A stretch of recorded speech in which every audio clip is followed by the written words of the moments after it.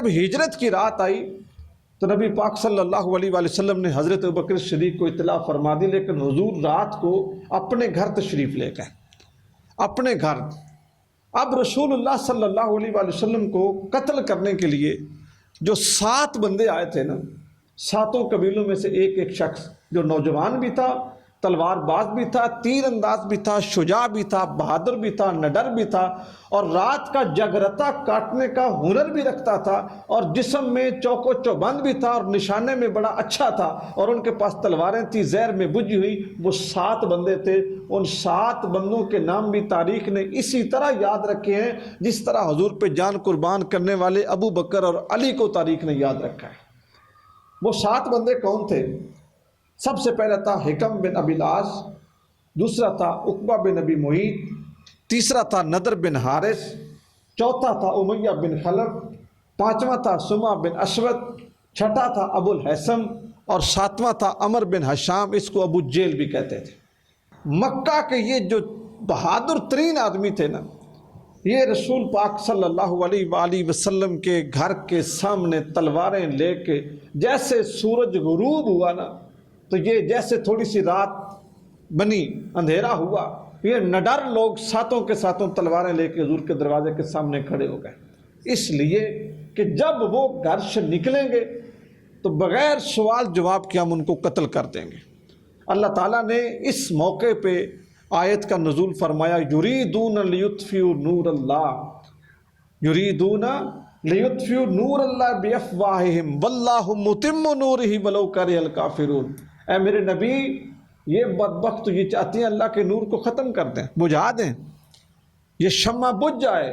واللہ متم نورہ، اللہ تعالیٰ اپنے نور کو مکمل کرے گا، اسلام کو پھیلائے گا، آپ کی حفاظت کرے گا، اور آپ کو مدینہ پہنچائے گا، آپ کے جانثار پہنچیں گے، آپ کو فتح دے گا، آپ انشاءاللہ جس جگہ سے جا رہے ہیں لوٹ کے یہاں پر آئیں گے اور ان کے اوپر حکمرانی کریں گے۔ ولو کرہ الکافرون، اگرچہ ان بدبختوں کو یہ بات اچھی نہیں لگتی۔ نور خدا ہے کفر کی گردن پہ خندہ زن، پھونکوں سے یہ چراغ بجھایا نہ جائے گا۔ جس کو تائید ربانی حاصل ہو جائے، اللہ کی مدد حاصل ہو جائے، اس کو پھر کوئی شکست نہیں دے سکتا۔ یہ لوگ آپس میں چے مگوئیاں کرنے لگے۔ جو ابو جہل تھا نا، یہ بڑا خوش تھا کہ آج ہم قتل کر دیں گے، تو یہ حضور کا ٹھٹھا کر رہا تھا، مذاق کر رہا تھا، کبھی کوئی بات کرتا، کبھی کوئی بات کرتا، کبھی وہ جو 7 اس کے 6 بندے تھے ان کو کہتا، اچھا یہ محمد ہمیں کہا کرتے تھے کہ میری اطاعت کر لو، عرب بھی تمہارا ہو جائے گا، عجم بھی تمہارا ہو جائے گا۔ آج اس کو پتہ چلے گا نا کہ اس نے ہماری اطاعت کرنی ہے یا ہم نے اس کا خاتمہ کرنا ہے۔ آج اس کو پتہ چل جائے گا نا کہ اس کے ساتھ سلوک۔ یہ بڑے خوش تھا کیونکہ اس کی رائے تھی کہ قتل کیا جائے، شیطان کی تائید تھی کہ قتل کیا جائے، تو یہ بڑے خوش تھا، یہ بڑے ٹھٹھے مذاق کر رہا تھا، وہاں پر کھڑا تھا۔ جس وقت یہ اس طرح کی باتیں کر رہا تھا تو نبی پاک صلی اللہ علیہ وآلہ وسلم نے اپنے گھر کا دروازہ کھولا اور حضور باہر تشریف لائے۔ لیکن سرکار کا یہ معجزہ، یہ اللہ تعالیٰ کی یہ تائید، اللہ تعالیٰ کا یہ فضل، اللہ تعالیٰ کی تائید سے معجزہ بھی ہوتا ہے۔ نبی پاک صلی اللہ علیہ وسلم سورۃ یاسین کی آیت مبارکہ پڑھ رہے تھے، وَجْعَلْنَا مِن بَيْنِ أَيْدِيهِمْ سَدًّا وَمِنْ خَلْفِهِمْ سَدًّا فَأَغْشَيْنَاهُمْ فَهُمْ لَا يُبْصِرُونَ کہ اے میرے رسول، ہم نے بنا دی ان کے سامنے ایک دیوار، ان کے پیچھے ایک دیوار، اور ان کی آنکھوں پہ پردہ ڈال دیا، وہ کچھ نہیں دیکھ سکتے۔ یہ آیت کریمہ رسول پاک صلی اللہ علیہ وسلم پڑھ رہے تھے۔ اور میں آگے مضمون چلانے سے پہلے آپ کو ایک بات یہ بھی بتا دوں، اگر آپ کسی خطرناک علاقے میں سفر کریں، یہ رات کو سفر کرنا پڑ سکتا ہے، کسی وقت آپ کسی ایسی جگہ پہ سفر کرتے ہیں، آپ کو خطرہ ہے یا آپ نے سنا ہے کہ اس علاقے میں ڈاکو بڑے ہیں، لٹیرے بڑے ہیں، راہگیر بڑے ہیں، وہ لوٹ لیتے ہیں، تو یہ قرآن پاک کی جو آیت ہے نا، آپ اس کو اپنے اوپر، اپنی سواری کے اوپر پڑھ کے دم کر کے آپ گھر سے نکل جائیں، اللہ تعالیٰ آپ کے دشمنوں سے آپ کی حفاظت فرمائے گا۔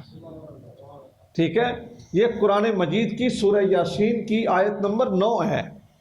اس کو پڑھ کے اپنے اوپر پھونکیں، اپنی سواری پہ پھونکیں، اپنے گھر والوں پہ پھونکیں، اب چلے جائیں۔ یہ رسول پاک صلی اللہ علیہ وآلہ وسلم کی آزمودہ آیت ہے، رسول پاک نے اس آیت کو پڑھا، حضور دروازے سے باہر نکلے اور نبی پاک نے ان کی بات سن لی تھی۔ جب ابو جہل مذاق کر رہا تھا اور ساتھ اس نے کہا اچھا یہ محمد استغفر اللہ ہمیں یہ کہتا ہے کہ جب تم مر جاؤ گے تمہاری قبریں عذاب بن جائیں گی، قبروں میں جہنم بھڑکے گی، آگ لگے گی، بعد میں تم پھر اٹھائے جاؤ گے، پھر جہنم میں پھینکے جاؤ گے، یہ نہ اس طرح کا مذاق کر رہا تھا۔ تو حضور نے کہا انا اقول ذالک، میں اس طرح کہتا ہوں، وانت احدہم، ان جہنم میں جلنے والوں میں ایک تم بھی ہو۔ ابو جہل کو حضور نے کہا، اب وہ حضور کی آواز سن رہا ہے لیکن حضور کو دیکھ نہیں رہا، حضور کی آواز سن رہا ہے لیکن حضور کو دیکھ نہیں رہا، کیونکہ اللہ تعالیٰ نے بینائی سلب کر لی، نیند کا غلبہ آ گیا۔ نبی پاک صلی اللہ علیہ وآلہ وسلم جس وقت وہاں سے نکلے نا تو حضور کے ہاتھوں میں نا تھوڑی سی نا خاک تھی، رسول پاک صلی اللہ علیہ وسلم نے وہ خاک ان کے اوپر پھینک دی اور فرمایا جو ہے نا ان کے چہروں کے بارے میں، شاہت الوجوہ، کہ ان کے چہرے بگڑ جائیں، تو ان کے اوپر نیند طاری ہو گئی اور مرجھا گئے، گر پڑے وہاں پہ۔ جب کافی وقت گزر گیا رسول پاک صلی اللہ علیہ وآلہ وسلم وہاں سے نکلے تو علامہ ابن خلدون لکھتے ہیں خرج علیہ الصلوۃ والسلام من خوخۃ ابا بکر لیلا واتی الغار، وہاں سے حضور نکلے گھر کے عقبی دروازے سے،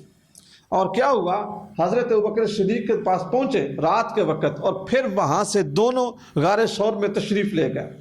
حضرت ابوبکر صدیق نے روانہ ہونے سے پہلے اپنے بیٹے عبداللہ کو حکم دیا ہوا تھا کہ 2 اونٹنیاں تیار رکھنی ہیں، کافروں کی جتنی دوڑ دھوپ ہے اس کا ہمیں بتاتے رہنا ہے، غار ثور میں آ کر دشمنوں کے منصوبوں کی معلومات دینی ہے، شام کے وقت آ کے پوری رپورٹ دینی ہے، اور اپنے چروائے کو کہا عامر بن فہرہ کو کہ جب بھی بکریاں تم نے چرانی ہیں تو رات کو بکریاں وہاں پہ لانی ہیں، رسول اللہ کو تازہ دودھ پیش کرنا ہے، حضور کو تازہ دودھ دینا ہے۔ اور اپنی جو بیٹی تھی حضرت اسماء بنت ابی بکر، ان کو کہا کہ ہر روز کھانا پکا کے شام کو تم نے غار میں پہنچانا کرنا ہے۔ جب رسول اللہ ہجرت کر رہے تھے نا، ہجرت کی جگہ سے بلکہ شہر مکہ سے یہ غار 3 میل کے فاصلے پر تھا۔ اب چونکہ شہر کی آبادی کافی بڑھ گئی تو وہ نزدیک ہو گیا، اب شہر کے ساتھ شاید مل گیا، اس وقت 3 میل کا فاصلہ تھا شہر مکہ سے جنوب کی جانب۔ تو حضرت ابوبکر صدیق کے گھر کا ہر بندہ، نوکر بھی، بیٹی بھی،